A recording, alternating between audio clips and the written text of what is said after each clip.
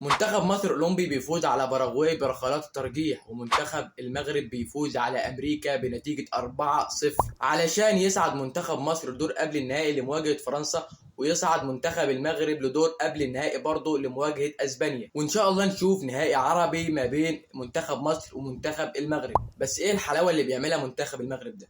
منتخب المغرب بيفوز على أمريكا بنتيجة 4-0، ودي نتيجة تقيلة جدا على منتخب أمريكا، لأن منتخب أمريكا منتخب كبير مش سهل برضه.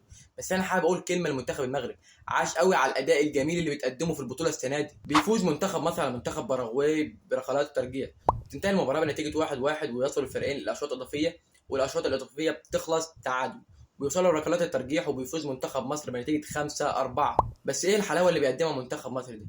طول ما اللعيبة عندها ثقة في نفسها، زي ما كسبنا اسبانيا نكسب فرنسا وممكن نوصل للنهائي وناخد البطولة.